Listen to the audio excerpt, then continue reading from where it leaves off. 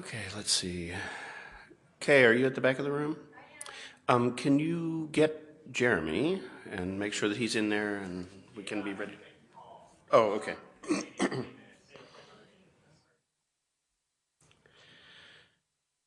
Okay. So, Laura, are we back online with the chat room? Okay. In that case, we have a period of time now to go not later than till 4:45, but probably actually not later than 4:30 for any items of new business which anyone would like to bring before the meeting so that we can commence a new activity.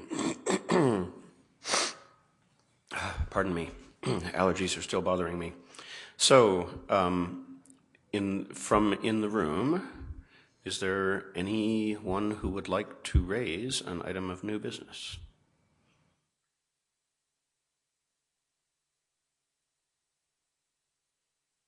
I see no hands. Laura, do we have activity in the chat room?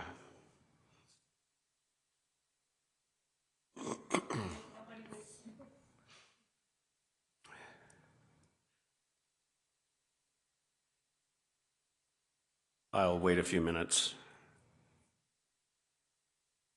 because we did commence a little bit early.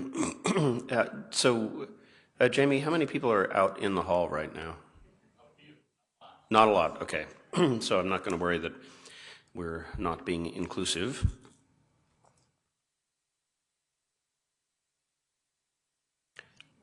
I see no hands up. So I'm going to, by the way, is Peter in the room? Peter, is that you over by the wall? Yes, okay. So in that case, we will start wrapping up the session. We're going to have closing remarks from Kay about the schedule for some upcoming meetings. I'll ask Peter to come up and give a closing perspective from the point of view of the Management Council. Just a minute.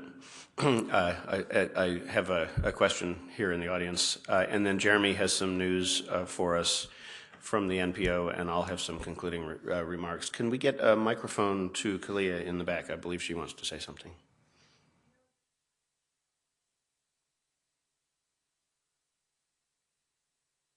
Okay, go ahead and give Kalia the microphone so that she can summarize it for us. So, Kalia, go ahead. Well, Dawn was going to put this forward. Given the importance of the upcoming election and the need for coherent leadership, it seems wise to put forward that the Management Council should meet for several days following its election, and we wanted to get a date on the calendar for those meetings, along with the expectations that newly elected board members come and, budget for that now. So just in order to be perfectly clear, I think what you mean is that the new Management Council, rather than the old Management Council, should meet for a couple of days following. It's a long week. Yeah. Okay. So and it was Don Tebow was going to bring that up. Yes. Okay. So I will. I guess Peter, do you want to comment on that at this point, or? Okay, so during the wrap up, we'll have that. Can we have somebody monitoring the progress of Jeremy's phone call so that we know when he's ready to speak? Someone who isn't Peter. So to start wrapping up, I guess I'd like to. John, don't leave. I'd like to start by thanking John and GTRI. The facilities and the hospitality have been spectacular. Our standards are not terribly elevated because we've been laboring under the constraints of a government contract which doesn't allow us to provide ourselves with much in the way of food or drink. But we have had sponsorship at past meetings for which we're very grateful, and I think it has to be said that Georgia Tech, LexisNexis, and Authentify went above and beyond at this meeting. And the facilities themselves are also very nice, and we're very grateful for the arrangements for the happy hours. I'm grateful that a weekend is coming up so that I'll be able to recover from them. So thanks very much to our sponsors. I hope that we will continue to have sponsorship and that it will rotate through the membership, particularly given that I think we're starting, to see results, and this is an activity that is evidently worth investing in.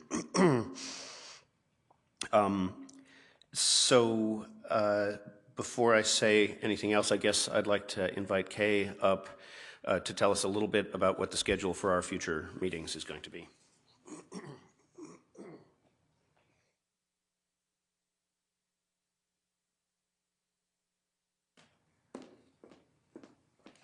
Thank you, Bob. We actually have scheduled the next 2 plenaries, and I'm sorry I don't have a slide for you, but if you would mark your calendars, more information will be coming. We'll be doing another face-to-face plenary, likely on April 1, 2, and 3 in Mountain View, California. And our host at the moment appears that we'll be able to work out the details with Symantec. Adam Madlin, as you know, the Security Committee Chair, has been working very hard to get their headquarters to make space available to us. So April 1, 2, and 3. And then NIST has decided maybe if we try in the summer to meet at their facilities in Gaithersburg, Virginia, we'll avoid hurricanes and government shutdowns and all the other calamities that seem to happen whenever we try to meet in D.C. Make sure there are no meteor showers. Bob said make sure there are no meteor showers. So we are looking at, I'm looking at Mike, and he's in the middle of something else. Mike Garcia has been helping me to try to confirm the availability of the NIST facilities. We're looking at June 26th, 27th, and 28th, I think. Can you guys take a break and help me here? So Is it on here? I don't have it. yeah, but I don't know whether that's up to date. It is, sorry. 24th, 25th, and 26th is what we'll be doing in June at NIST in Gaithersburg. So both of those, there'll be more information, and we will post it on the website, but mark your calendars now, and we'll see both coasts this way. And the one other thing is, given that there are a few items of business that are likely to be ready for approval very shortly after the end of this meeting, it seems likely that there will be an electronic deliberation meeting probably sometime in February. So if the deliverables arrive on time as expected, you should be anticipating getting a notice once we have got a schedule put together for that. I'll say just a few words here before I invite Peter up. So any of you who are subscribed to DASA's Twitter stream are probably aware that for reasons of a couple of internal projects that I am going to need to be doing at City over the next 9 to 12 months, I am not going to be standing for re-election as your plenary chair. And, in a certain sense, I'm sad about that, but in a certain sense, I also think it's a good time. I believe in leadership rotation. I've done this now for an interim term and a full term, and I think it's a good time. So if you look at what we have gotten accomplished since Chicago, we have adopted, at least 7 or 8 sets of rules, but we haven't adopted one in a while, so that's progress. We have incorporated the entity, and then just recently we've gotten quite a lot of progress on real substantive deliverables. So we now have drafts of some of the functional model components. We have privacy evaluation methodology, and we have a set of proactive privacy principles in the pipeline. We have a taxonomy that we're getting ready to vote on. We have a set of use cases that we're getting ready to vote on. We have a lot more work that's going on in the committees, and we have the chair's dashboard that you can look at to see all of that work. We have a couple of new activities that we've kicked off here. And we have, at this point, a pretty large set of pilot programs who are really communicating with us, doing some of their work here and coordinating with one another. We've had a couple of achievements outside the organization, I think in particular of the alignment of the NIST levels of assurance with the healthcare credentialing requirements. And it's, you always overestimate what you can do in a year and underestimate what you can do in 3. So I think we've gotten quite a lot done. And I think the organization at this point is on a pretty firm footing. I think Jeremy will have some good news about continuity of funding here in a minute if he can hang up the phone. The organizational structure, we're starting to learn how to fly the airplane we have constructed. There are a few tasks that are in front of us. We do need to have more consistency in how we run and record the results of our committee meetings. It's just that we have a variety of different practices going on, and we've started addressing that here. There is still some streamlining of the organization to be done. The Management Council will be taking that up. I think Peter may have a few words to say about the process that we'll go through for that. We're still in the process of budgeting and figuring out how various different revenue streams will contribute to supporting the budget. And then most importantly, I think the 2 main things that I would like to see us make progress on in the immediate future are a really clear and compelling articulation of our value proposition so we can start going out and recruiting more members, and also so that we can start talking to people who may not become members but may become constituents and consumers of the identity ecosystem framework in the future. And along with that effort, it doesn't do any good to build a message if you can't broadcast it. So the work that Jim described on communications and having more effective communications, particularly outbound, I think is really important. So, as I said, I think it's a good time for a transition. I'm not going away, by the way. Actually, now, in a way, it's bad news for you. You've had good cop Bob trying to restrain himself from the chair for a year and a half, and now I'm going to actually get involved in the work. So you may wish to be afraid of that.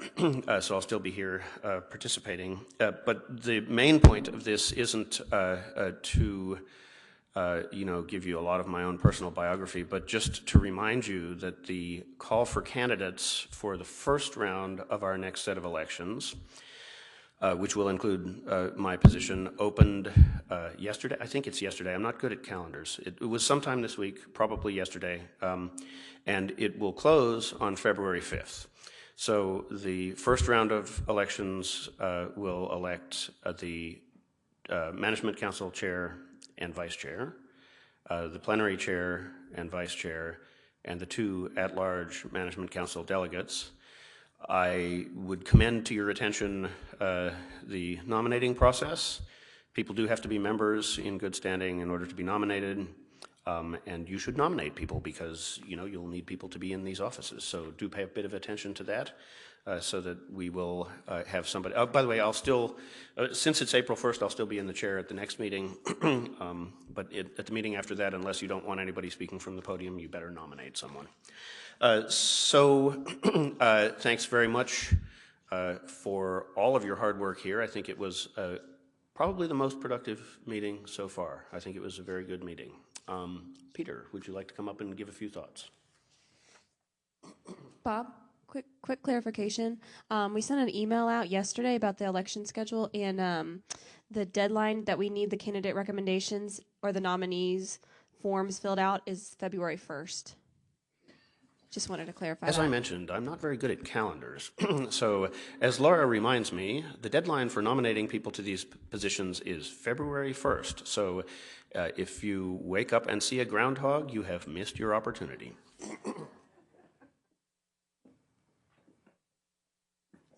Thanks, Bob. I'm actually going to keep my comments fairly short. When I was up here presenting on Tuesday afternoon on behalf of the board and the management councils, a couple of wry fellows in the audience decided to take some photos of the three grey suits that were sitting up here and commenting that, you know, what was it? My uncle used to dress his sons like that. And what it made me think very simply was, yep, the governance stuff's boring and dull and grey. In a way, it's a testament to the maturity of the organisation that we've got to the point where reporting on governance issues is dull and boring and routine, rather than the excitement and the fun that we see before. But I thought today, you know, I'd wear something a little bit more flashy, more casual than the suit to give you the wind up, to wind up today, not to wind you up, but to wind up today.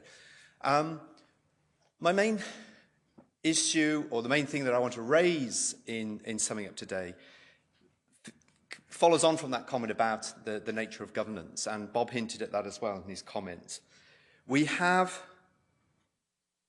inevitably a quite complex set of rules of procedure, rules of association, which were put in place at the beginning of this organisation because it was new. We were dealing with something which hadn't been done before, and we had such a diverse range of stakeholders, from big technology companies to small independents to banks to government and private sector organisations. A lot of people very suspicious of each other. We wanted to put in place something that was rock solid and made sure that everyone's rights and interests are protected. What I think we've got to recognise is that the rules of association shouldn't be something that's on our back, but rather something that's under our feet. They shouldn't be a burden to us to carry. They should be something that enables us to operate. And I think it was Anne Ricoeur-Robbins in her committee, in the committee report out session, sort of hinted at when reporting on the issue about user experience and human trust experience work. She made the comment about, you know, this may be an opportunity to do something new and something different.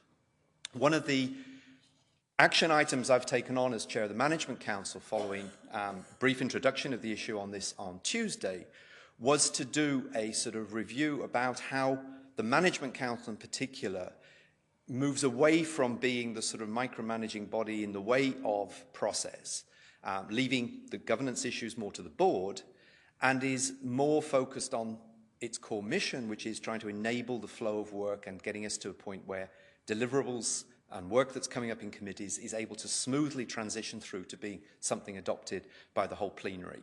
And what I've undertaken is to start a process with initial reflection at our next Management Council meeting, and I introduced a few comments about that on Tuesday afternoon, to look at how things are structured in a way today that may cause some bottlenecks, and look at ways that we can do things better in the future.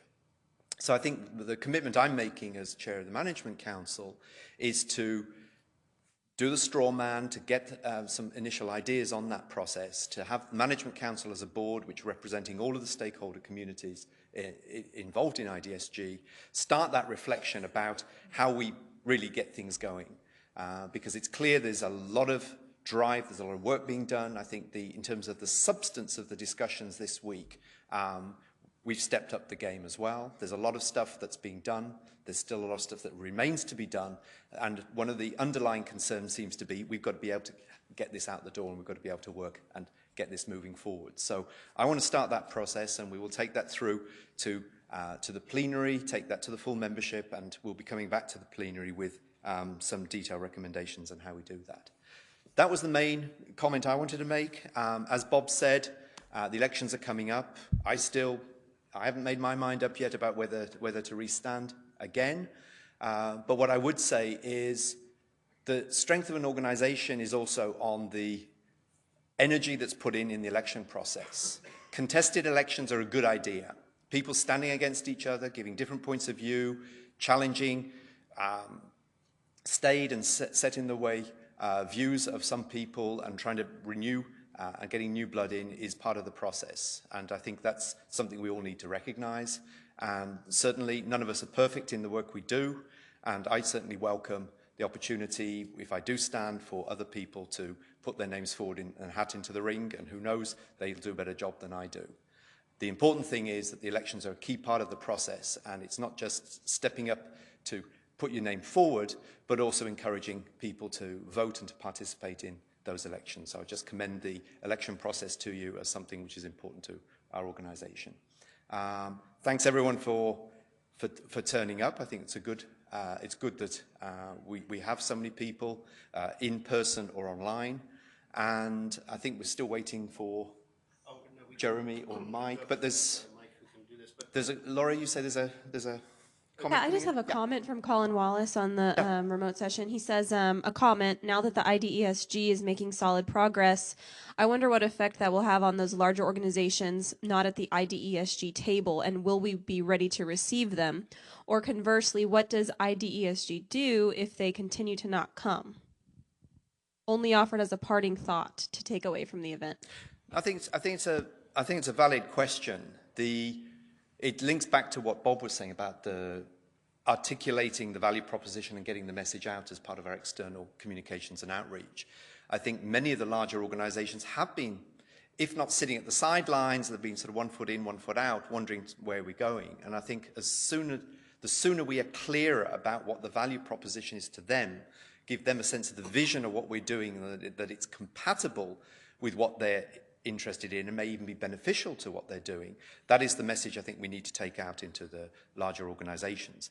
And I think the fact that we've got some of the larger organizations in the room already willing to help us with that messaging, recognizing the value that they have, or they're giving them, already providing themselves, seeing the value for themselves in their participation in IDESG, they stand as poster childs for why large organizations ought to be involved. So I hope, Colin, that addresses at least partly your question there. I don't know, Bob, you have any other thoughts on that? So I did just want to remind people of two things about the upcoming elections. The first is, of course, that people who stand for management council positions, including the at-large positions, need to be aware that that comes with an appointment to the board of directors, and should make sure before they stand for the position that that's an obligation that their employers are willing to have them take on, that they're personally willing to have to take on. Yeah. Also, as part of the review that Peter is doing, there's been some discussion of introducing staggered terms, longer than a year, for the officer set to preserve continuity of operations. Under the current rules, we're still electing to 1-year terms. But Peter, do you want to say a few words about what might happen in the future and what people ought to be thinking of? Only to sort of reiterate the comments I made on Tuesday, which was there are two issues. One is the idea of staggering the terms of office so that not everybody falls off at the end of a term limit and that you've got a completely new board. That's an issue which is a sort of best practice recommendation in terms of board governance. So it's come to us more in the function of being a board rather than the management council. So if we're going to stagger the terms, the problem is we only have a 1-year term at the moment. So it either means we're going to have a 1-year term and stagger them by 6 months, which seems a pretty accelerated cycle to do it, or look at another opportunity of opening up the idea of a 2-year term and staggering that by a year. The issue, as I say, we're going to have to look at the rules of association and make recommendations to the plenary, and it's the plenary which will be sovereign in deciding this, whether we go for an option in the meantime to pick some volunteers of the newly elected management council to be willing to, by acclamation by the plenary, to serve a 2-year term, and then the rest are re-elected the second term, or some other combination. I'm really totally open to ideas in terms of how we deal with that. The issue is that next April we have this cut-off for everybody that had been serving up till now. If they continue for a second term, will no longer be able to serve, and we may have a substantial turnover. It may be an academic point. We may have a sufficient churn this year that the issue is moot, but I think we have to be aware of that. We have plenty of sufficient time. We're actually well ahead of schedule, uncharacteristically. So if someone could get the mic to Jamie. To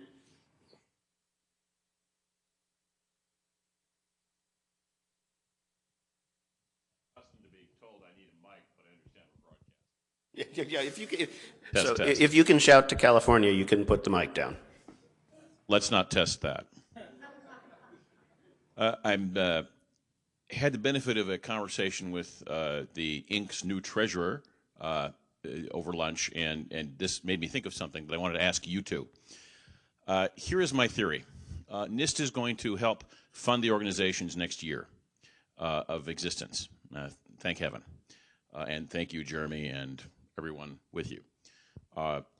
That means you're going to have some kind of grant process and some kind of budget process, and basically by the time April comes, there will be something new in place. Without getting into the details of that, I want to make a point about budgets and ask you guys a question.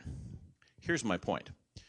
Most of what happened for the last year and a half was highly related to the fact that we had a certain budget based on a certain grant program, which had certain constraints and chose to fund some things more than others and other things less and do things in a certain way. Budgets really do control destiny. So by hypothesis, I think a lot of what this organization will be able to do in its next year of overtime will depend on how you plan to spend as an Inc. the resources you get. Now, if I have my calendar right, you guys have to have that all in place by April 1st. So it is the current Inc. board of directors and staff that's going to make all those decisions. And so basically by the time we get to April, we will have more or less a done budget, a done deal, and the next year of the organization, whether it's more program work, whether it's more audiovisual equipment, whether it's technical assistance, whatever, whatever it is, basically the die will be cast. That puts a lot of pressure on the current, not incoming, to be elected members of the board to work all that stuff out. Now, I'm sure Jeremy will have some things to say about what NIST wants, but you guys, you two, are going to be leading the organization during that period. Can you talk a little bit about how we're going to get from here to there in your view as the volunteer leaders and what we should be expecting? And I mean, I don't know if that has anything to do with the plenary or not, but what I'm really saying is, hey, it's, this next couple of months is crunch time. So can you talk a little bit about that? Thank you. So I can talk almost the littlest possible bit about it. The rules are very clear that the budgeting and fiduciary responsibilities are the task of the management council. If anybody feels that my opinion on any of these matters is valuable, I'll be happy to volunteer it, but I don't view it as part of my assigned responsibility. A lot of what you said is statement rather than question. I would actually just concur with the challenges and the issues that you say are coming up. I think there are a number of scenarios. The board is aware of what those scenarios are, whether we are, to use your words, masters of our own destiny because we control a bunch of money in the future and therefore we then have a responsibility to plenary to ensure that the spend on that budget matches the priorities of work that the plenary establishes, and I think that's essentially what the responsibility we have is as the board, or whether we're in a situation subservient to some other party that we're looking to get certain things funded. One thing is clear to me, and I've said this over several meetings over the last few months, is we've put in place a dashboard of activities of priority work of the committees to track the work that's going on and looking at milestones and progress of work. What I want to see very rapidly is that complemented with the committees indicated, if they had resources, what would they spend them on? What were the sort of things that they need done, whether it's in terms of human resources, money available to contract work in, on research or other areas.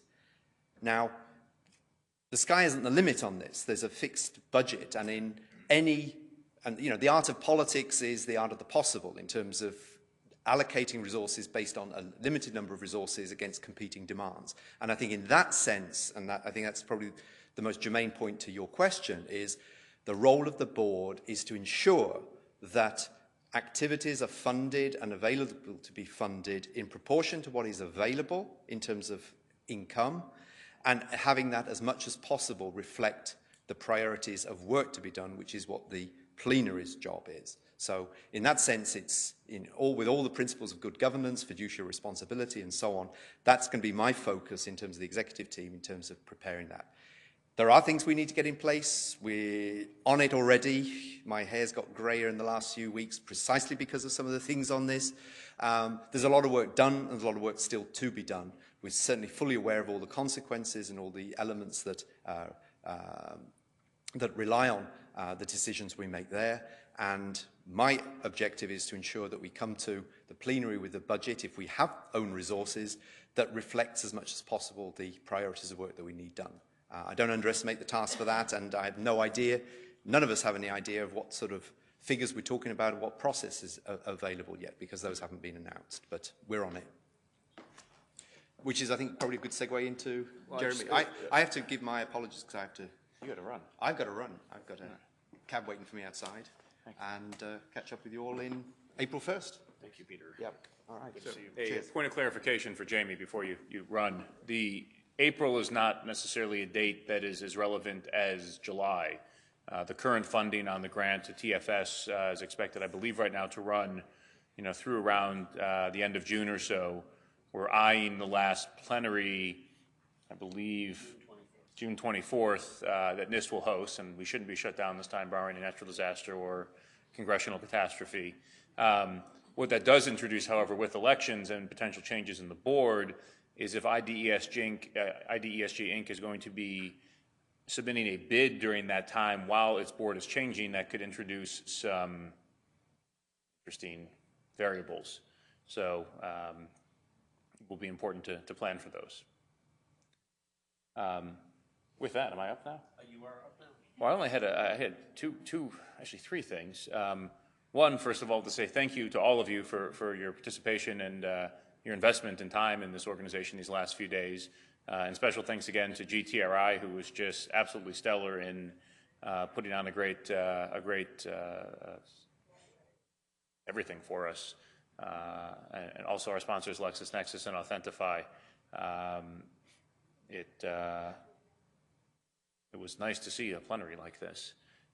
The other major thing that I wanted to announce is that as of 4 o'clock, as of now, the solicitation for the next round of NSTIC grants has been released. So, is there a slide? Yes. Hey. We're moving all around it. Excellent. So there's the link. That's the direct link, or you can just go to nstic.gov and find it as well. But some key dates. We'll have an applicants conference up at NIST Gaithersburg, supported by a webinar for those who may not want to come to Gaithersburg on January 31st from 1:30 to 3:30 Eastern Time. As in past years, we'll have a two-step process where we solicit 4-page abbreviated proposals. Those will be due by Thursday, March 6th. And then those abbreviated proposals that are selected for the final round to invite bidders to do a full proposal. Those full proposals will be due by the finalists on Tuesday, May 13th. So we're excited that it's out, and what perfect timing. And thanks for putting the slide together so quickly when we knew it was going to come out this afternoon. So with that, I'll actually turn it back to Bob for closing remarks. Yes? Oh, perfect. Thank you, Jim. So there are a few more thanks to be said as usual. So first of all, thanks very much to our new executive director, Kay Shepard-Cohen, without whom these meetings would be completely chaotic because I would be involved in the details of planning them. Thanks also to TFS and the Secretariat staff and to the NPO staff for all the support that they've provided. We would not be getting as much done without these avenues of support. We're grateful for all of it. And of course, last and not least, thanks to you for actually showing up and doing the work. It's really important work, as we heard from Andy Osment. It's a national priority, and it's an odd national priority. It's a national priority that has been delegated to volunteers. I think that's a great thing. And I hope that there will be even more volunteers here next time. By the way, I should mention that throughout the meeting we have had quorum. Sudi informed me of this on the first day. So had it been necessary to conduct any formal business and adopt something, we would have been able to do that. So our new quorum rules are continuing to serve us well. So the aircraft is at least airworthy to that extent. So with that, I'll see you all on the committee meetings, chairs calls, on the phone, and in Mountain View in April. Thanks very much for all your hard work. Have a safe trip home.